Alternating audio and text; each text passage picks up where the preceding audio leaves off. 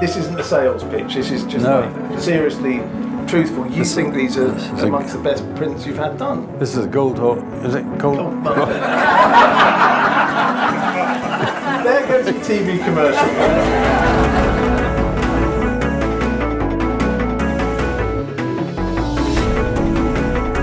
So many things to talk about with you.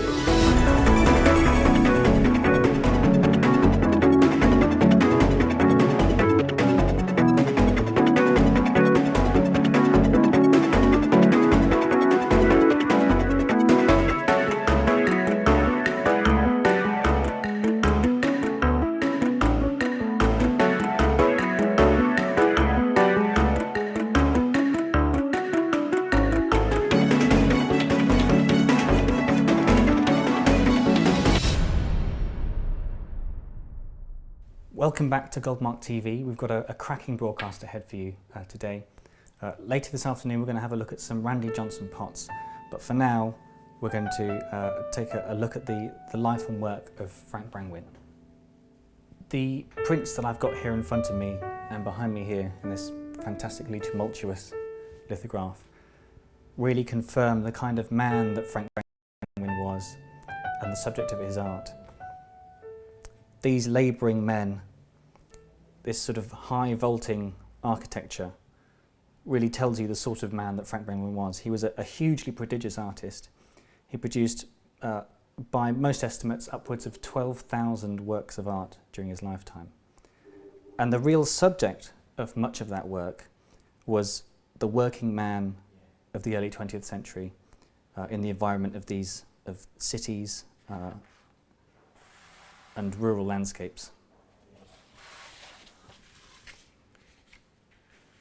The emergence of sort of industrial European cities, these great big scaffolds, workers almost like little ants in front of these huge projects, these huge imperial projects.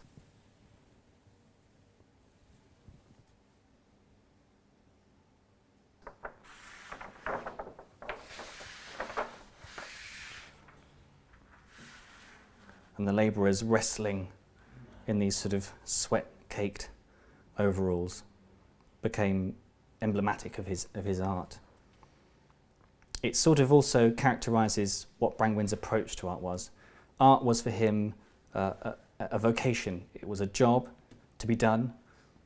It was a skill, a craft to be applied in all sorts of areas.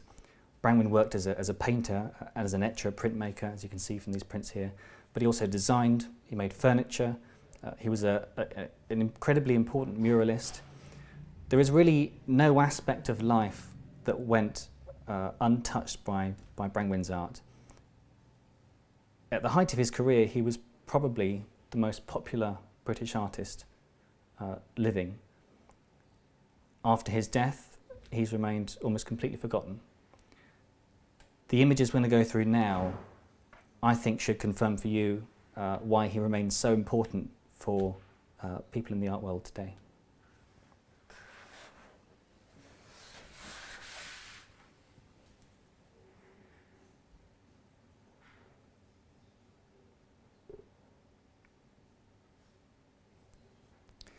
It's amazing to think that with works as powerful and vigorously expressed as these, that Frank Brangwyn was almost completely self-taught as an artist. He grew up in Bruges. His father, William, emigrated there in 1865 and set up a workshop there. He was an aspiring architect and a designer of church interiors. And it was within his father's workshop, the furnishings, the textiles, the statuary for churches in Belgium. This was the environment that Brangwyn grew up in, and this is the sort of the style, the mixture of styles, the mixture of influences that really fed him as a young boy.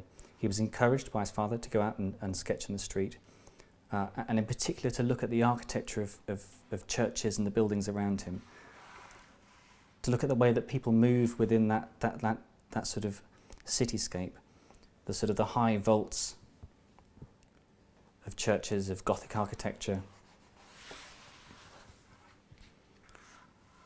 the contrasts of people against the buildings.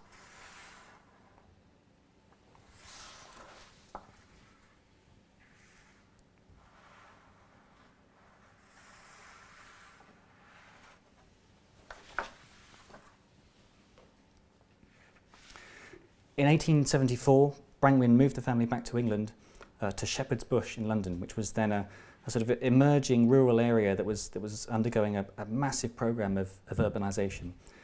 And when Brangwyn arrived, the huge scaffolding, the buildings, the erection of completely new areas of city around him was a completely new sight, and it enthralled him. That was to become the driving force behind his early art, and you can see it in some of these prints of these architectural prints. That sense of space just rising up around him.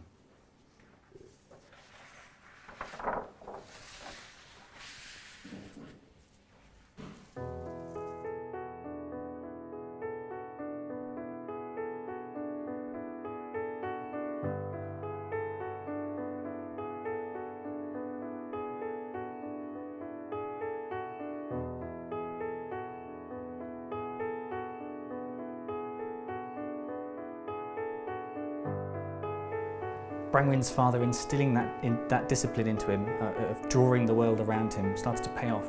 And at 15 or 16, he was discovered by a number of designers, so Arthur Haygate McMurdo and Selwyn Image, who brought him into their design workshop. Brangwyn Jr. then ended up working in one of the workshops of William Morris, and it was really in this environment that he started to hone his craft, and that this, if any place, was where he really learned how to put the skills that he'd been practicing to further use. Shortly after that, Brangwyn found working in this sort of workshop style, scaling up murals for tile designs, fairly stifling. And he quickly took to travelling. He was a seasoned traveller. He had a kind of buccaneer spirit to him. You can see that in some of these images that we showed earlier. Of labourers on ship fronts. In the late 1880s, he made his first major voyages abroad to Morocco, Spain, to South Africa. I've got here behind me, this is Galar, which is named after a village near Pamplona in north of Spain. And you can see the hints of that kind of early Brangwyn style in the colours here. That you can feel the oppression of the heat and these lovely rich browns. This thick blue sky up here. Typical subject matter. A young rural farmstead maybe with his plough horse here. And this lovely tomato red, which, as you can see from the painting on this book, was to become a Brangwyn staple.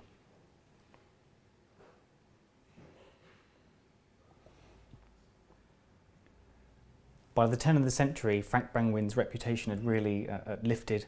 He was internationally known at this point, probably even more popular abroad than he was in Britain. He was met with a little bit of English reserve. But soon the commissions started to fly in, particularly for his abilities as a mural painter, for which he's probably best known. In fact, I've got here a magnificent study for a panel from a series of murals that Brangwyn did from 1901 to 1909. For the Worshipful Company of Skinners. This is the departure of Sir James Lancaster, who was Queen Elizabeth's a privateer and the leader of the East India Company fleet. I love the detailing, the sheer joy in the colour of this picture. There's a number of details which are quite different actually from the final version in this painting. James Lancaster has this beautiful kind of sea green blue outfit here, which in the final version changed to that Brangwyn red which we talked about a minute ago. And there's also this lovely image of a small child here, taking up a little bit more attention in this painting than was needed in the final version. I think this picture says everything about Brangwyn's work. It says the vigorous brushwork, the beautiful sense of colour, but also the fact that while this was supposed to be a very sort of regal subject, this powerful figure in historical times, what really draws Brangwyn in is the paraphernalia around it, the scenes of everyday life, these tumbling vegetables down here, the people preparing for the voyage. I think it's a really beautiful painting. It looks fantastic in this original frame as well. It was around the same time that this painting was painted that Brangwyn really took to printmaking and decided to invest an awful lot of his energy in it. He was working at a time when the etching market, the interest in etching was really seeing a kind of revival. It had previously been a sort of fairly held in disdain by previous art critics, but there was a real sort of revival in its interest in the late 19th century. Of all of Brangwyn's etchings, probably the most famous are those of these enormous, colossal shipbuilding projects that he witnessed firsthand in the docklands of British docks. And you can see the range of effects that he took to this medium, with the same kind of vigorous, hands-on approach that he did with paint. These are huge as etchings go. These plates are large, and they would have required large presses, a huge amount of skill to get the full thing inked to consistency, and a huge range of marks too. There's all kinds of effects that Brangwyn was used to getting from his plates. He preferred zinc.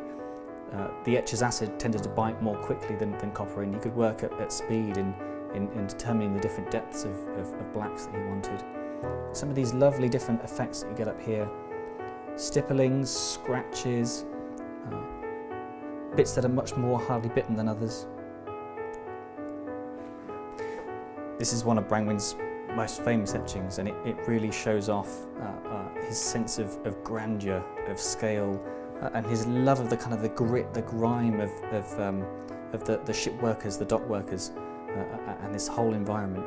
You can see them all lined up down here, like dwarfed by the size of this great ship in front of them, straining their backs as they're working to pull it together. One of Brangwyn's favourite techniques, and slightly unusual in terms of etching at the time, was actually in the inking of the plate. Most often what would happen is, once the plate had been bitten and the printers were happy with the etching of the lines, once the plate had been inked up, you would tend to wipe it as clean as you possibly could.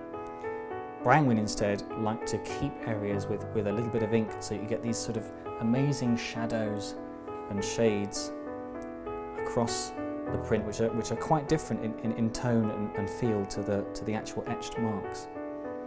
You can really feel that in this print. This is a shot in Venice of Santa Maria Church. I've got 3 versions of this print here. The first, lots of ink, lots of shadow, lots of atmosphere.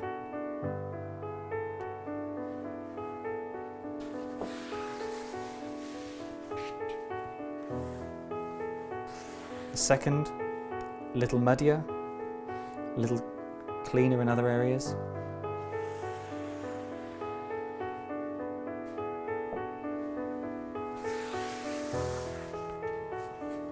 And the third, far cleaner still. Each one with its own characteristics, each one completely different, even though they're the same print.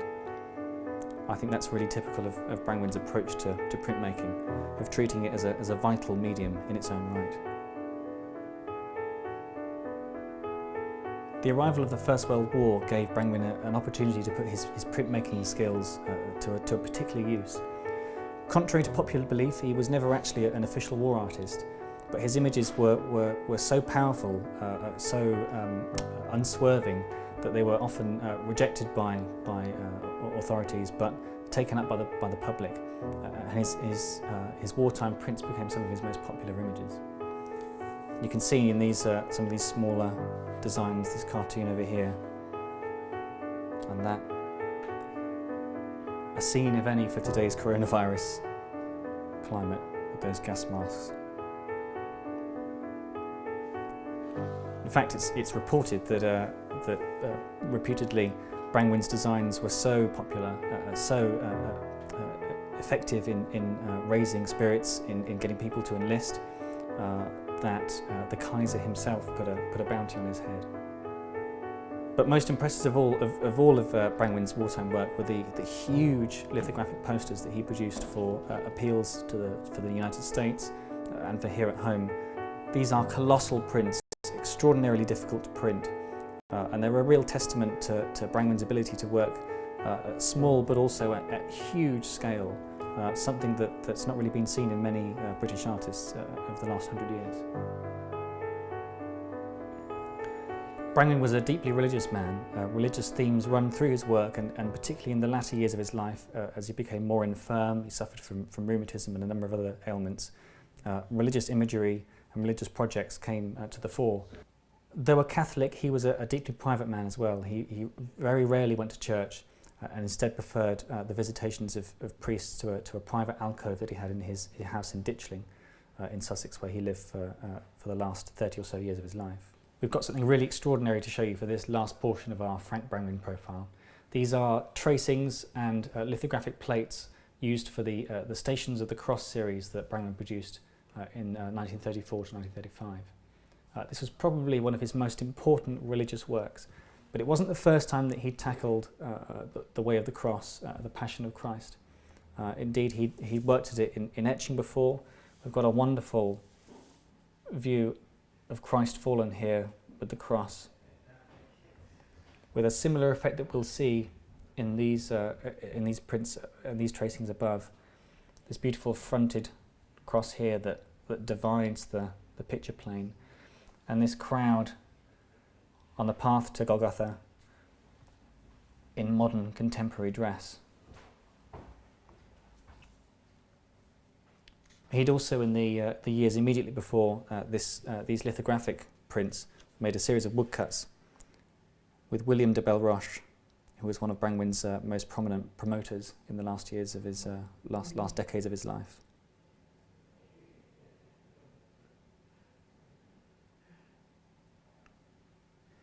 Stations of the Cross began in times of pilgrimage as a way of believers in Christ of actually following the path that he took from his condemnation by Pontius Pilate to the site of the crucifixion on Mount Calvary. And at each pause, taking time to pray and reflect on Christ's suffering.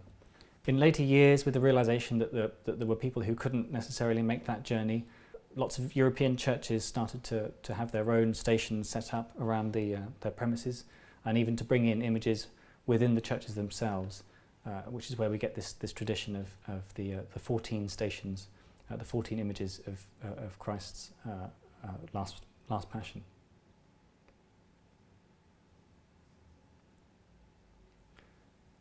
What we have here is a very important project for Brangwyn. This was his last major religious work, his last major religious project.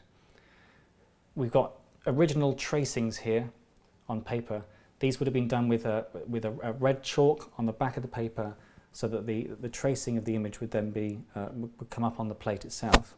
And we've got a couple of lithographic plates here to show you. This is a zinc plate. You can see it's being inked up. You can see in these very poignant images how that work that we saw earlier of labourers, of craftsmen, of workers in their sort of natural environment has been transposed to this scene, so that you have the vigours of the figures surrounding Christ. In fact, in his later life, Brangwyn often used to insert himself into his religious work. It's thought by some as a sort of as a sign of repentance for past sins, perhaps. So actually you'll find him here in self-portrait, watching as Veronica approaches. And in this station of Simon of Cyrene helping Christ bear the cross, you can see Brangwyn himself picking up Christ's body in a very sort of poignant moment.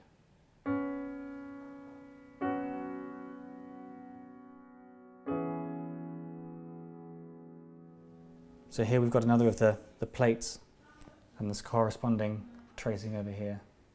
This is Christ fallen again.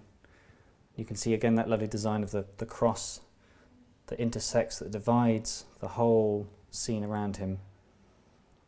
It's very sort of realistically observed congregation around the figure down here.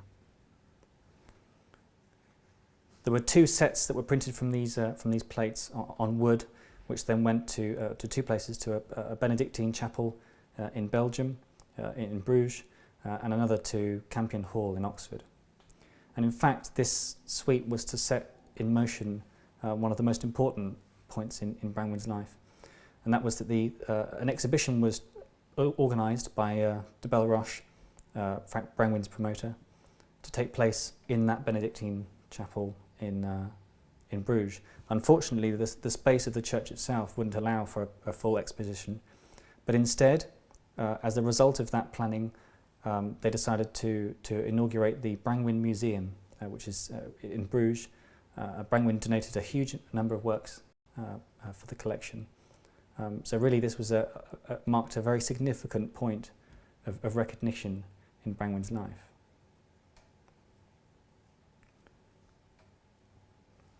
Brangwyn was afforded a major retrospective in 1956. It was the first time that an artist, a living artist at the Royal Academy had been afforded that opportunity. And it was a great success, but immediately in the aftermath of that show, interest in Brangwyn's work has really evaporated. And it's only in recent years that we've started to see that coming back. I think the work really speaks for itself. People might not know it, might not know the name, but his paintings will be found in buildings all across the country. His paintings and collections across the world. And I think he will be remembered as one of the real contributors to British art of the 20th century.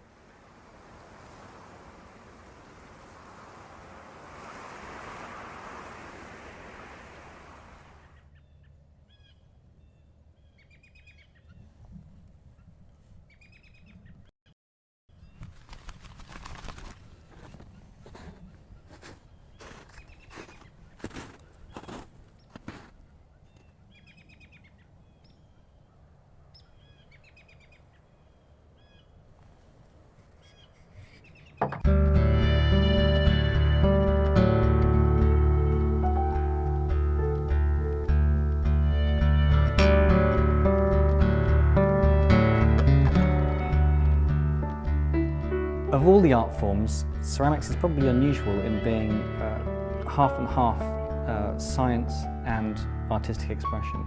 It involves a huge amount of technological know-how, of the knowledge of chemistry and physics, and Randy Johnston, whose pots we have here in front of us, is probably the epitome of the potter who knows his science and knows his craft. He came from a scientific background. His dad was a nuclear physicist who ended up helping invent the catalytic converter. But he ended up at art school and discovered pottery through Warren MacKenzie. Randy Johnston has an awesome potting heritage. He was taught by Mackenzie, who was himself a potter who worked with Bernard Leach in his youth. But he also spent time in Japan apprenticing to Tatsuzo Shimaoka, who was Hamada's favourite apprentice. And really in his pottery, as well as science and art coming together, we also have those two worlds of Oriental ceramics through Shimaoka and British ceramics through Leach, and then American Mackenzie. Johnston's a wood firer who lives in Wisconsin, and wood firing really helps him bring together those two worlds of technological process, measurement, precision, and sort of the chaos, the chance factor that comes with firing in a wood firing kiln. And really you can see that in his pots. You can also see that heritage of Oriental ceramics, and trying to move away from that in his pots too. So while you might have a lovely chawan, a tea bowl here, clearly inspired by traditional Japanese pottery of the sort of 16th century maybe, you also have these extraordinary hand-built forms, keen to get away from the monotony of working on the wheel, of coming away with pieces that have a very circular and sort of central axis point to them, Randy Johnston has made a point of experimenting with hand-building forms using large wooden stencils, cutting and sort of shaping pieces of clay together. And that's what we see in some of these pots here. Much of them are inspired by his exploration of early modernist sculpture from the 20th century, the works of people like Brancusi, Modigliani, Giacometti. Going to the same sources as those sculptors did, he's also looked in depth at the work of native African art, oceanic art, and also sort of old Stone Age and Cycladic sculpture. If you look at some of these beautiful hand-built vases, they've got that kind of totemic quality that you get in Brancusi's work, for example. You think of those tall wooden columns of very sort of geometric shapes. You get that a lot in these pots, often where the pedestal is actually built into the pot, much as Brancusi's work involved the pedestal built into the piece of sculpture. If you see on a lovely pot like this striped column vase, you get those two worlds of precision, of deliberation, combining with the strangeness and the spontaneity of the wood kiln. So you have these lovely bands of colour, but as you turn it around, where fly ash, molten ash in the kiln has warped some of those colours, and you get these beautiful patches down here dripping down to this base where all those colours sort of combine. You get this wonderful muddy purples and browns and blues, in contrast with these very defined bands of black and yellow. That's sort of the characteristics that you're looking for in a Randy Johnston pot. That combination of quite specific sculptural form and decorative quality, and the raw effects of his wood kiln. I think of all the pots that Randy Johnston makes, the most interesting though are these what he calls spoon forms. They're like sort of large dishes, plates on stands, much like the one that we've got here, which is actually being fixed to the wall here. These are inspired by sort of ceremonial and functional spoons that you might get in African tribes, the Dan tribes or Nigerian spoons. But they've been sort of modernized, the forms have been extracted and extrapolated from. I really love this example, which has this beautiful brushwork across the surface, this handle at the top here, and the way the glaze, this nuclear glaze has been applied over the top, just this thin band has been left here. And between these different lines, these different curves, these different sort of depths, you get a wonderful sense of tension and release across the whole pot. It's very sculptural. We've got a short clip to show you now of Randy making some of these spoon forms, talking about the inspiration that goes into it and some of the technical know-how behind that process. I hope you enjoy it. A few years ago, probably 5 or 6 years ago now, we were traveling in Chile, and you see these great old, like wine-making wood tools, and some of them look like plungers, like are very similar to Brancusi's endless column, you know. And you see these gigantic kind of spoons and wooden shovels. They're very primitive tools. And I know the guy when I was buying this one said to our friend in Spanish, he said, "They're just buying junk," you know. And I said, you know, when one man's junk is another man's treasure. So, but I became kind of fascinated with the idea of spoons and how we use them in cultures and make them, and I also began to fall in love with the shape of a spoon. So. Some of my work that you'll see in the gallery and the catalog in the film are kind of based on just the idea of a spoon. And they become these abstractions, and they become elongated, more exaggerated shapes. And as I begin to put them together, it began to occur to me that they could become, multiple shapes. And again, they start to become quite sculptural in the way that they look and function. So I've become quite excited about, those. It's important to me to address an issue in ceramics that it began to bother me a long time ago, and that issue was that we as potters working on a potter's wheel very often throw a piece of clay and it has a center axis. A lot of people want it to have a rigid, very flat top on it, has a flat bottom, so we're always sandwiching our forms between a flat plane on top and a flat plane on the bottom and going around a central axis. And one of the things as I began to kind of think and explore this idea was how can I begin to think about changing the piece so that it's not flat, that it has a curvature. And so it curves this way, it also curves this way. So you start to build in a movement into each and every piece based on that. And it's not about flat space. So one of the things that I began to come up with is that I needed curved support forms for that. So the forms, I started to manufacture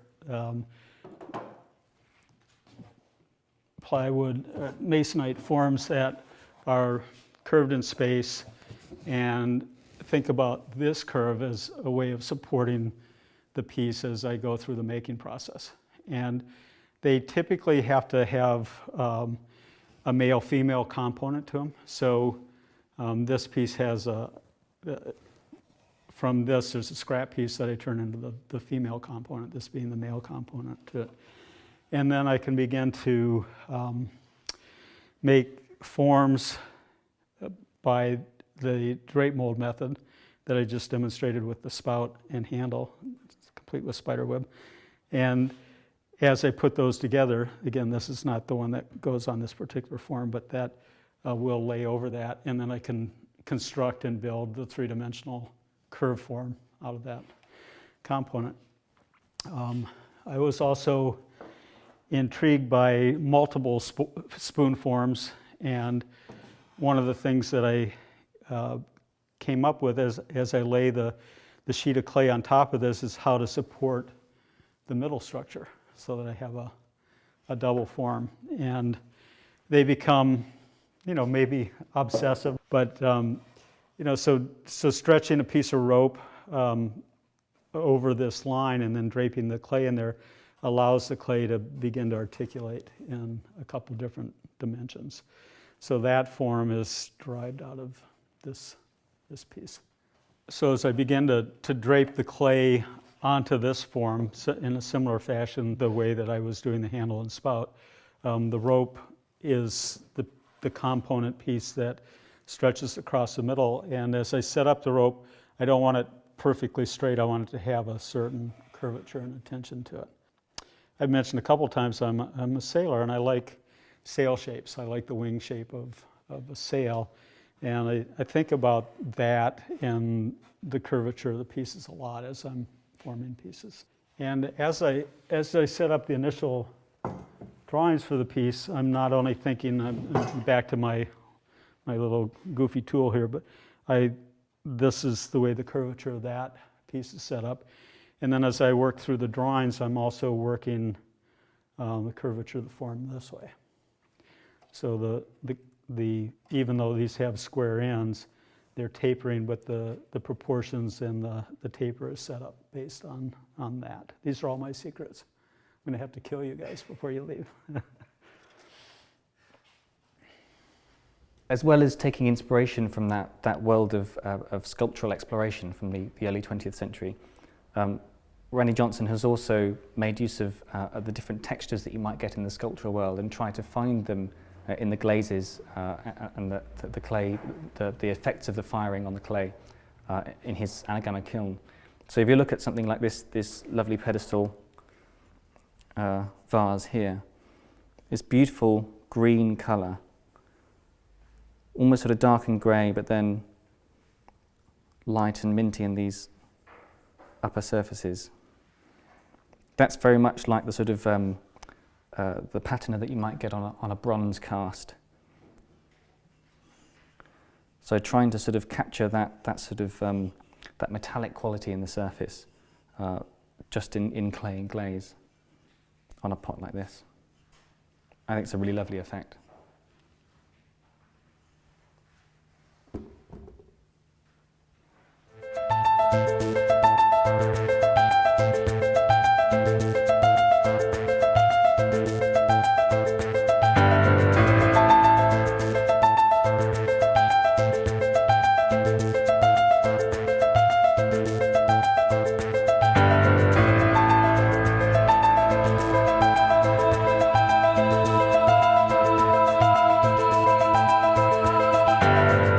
To educate, entertain our customers.